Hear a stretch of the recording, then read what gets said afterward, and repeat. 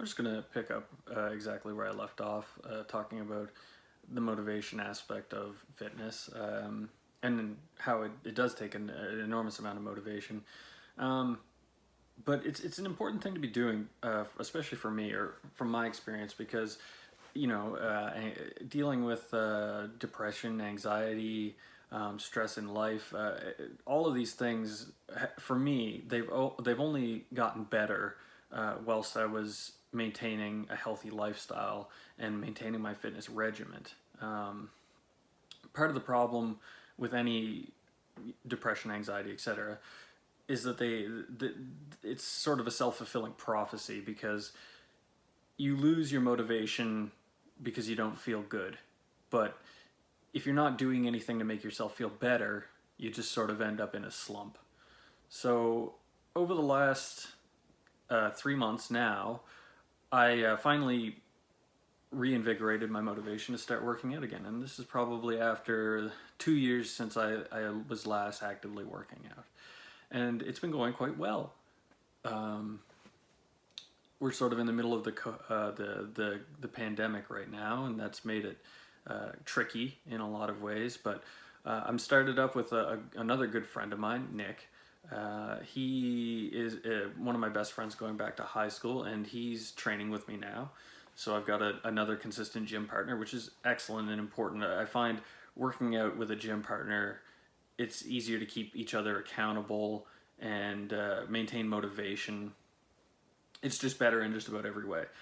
Not too many gym partners, or it should be try and stay consistent with it, because I find if you have too many, it's easy to get off track, or just one person gets off track, that sort of thing. It's better to try and keep a consistent gym partner, so you can maintain some amount of accountability with one another, and also sort of in sync with one another as far as progress goes.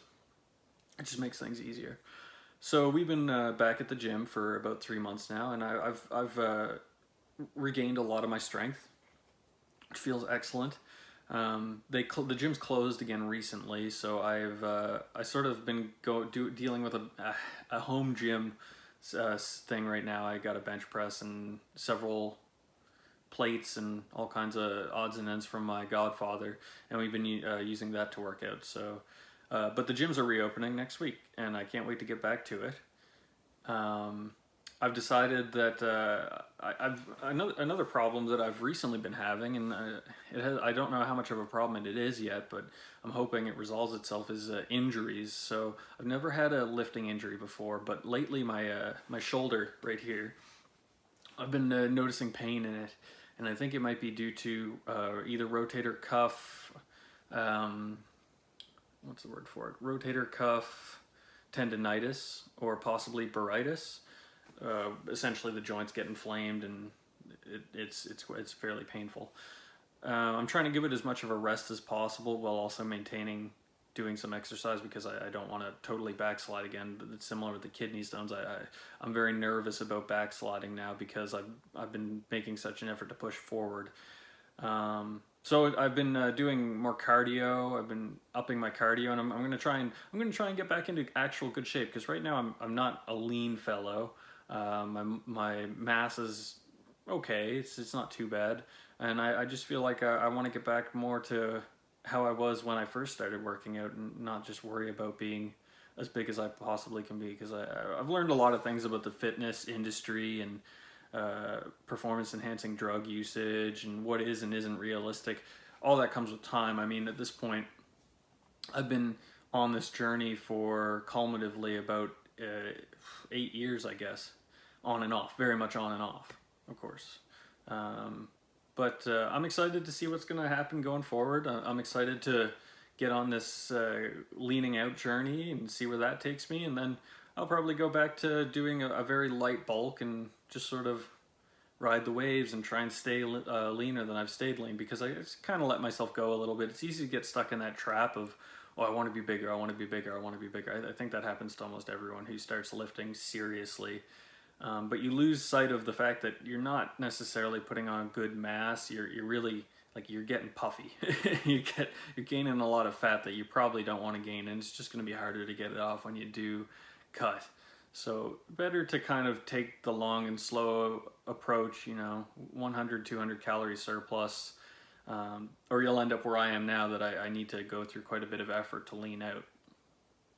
So wherever you are out there, if you've never lifted before, if you're just getting into lifting, just stay with it. Try and stay consistent, because you'll only see benefits from it. Don't get upset or bogged down because you feel like you're not making enough progress. We're all just average people, and you have to keep your expectations realistic and not get upset when your expectations aren't necessarily met. Just because you don't look like the guys on the cover of Men's Fitness or whatever, you have to understand these guys are on oftentimes performance enhancing drugs, or have elite physiques with all the time in the world to dedicate to them. Just do what you can, because it's good and it'll make you feel better in the long run. And it's just a message I want to get out there. I know a million people have gotten this message out before me, but doesn't hurt to add another voice to the choir. So I think that's where I'm going to leave it for today. Thanks very much for watching, and I hope you have a great evening, morning, day, whatever it is, and hopefully we'll see you in the next video. Thanks very much.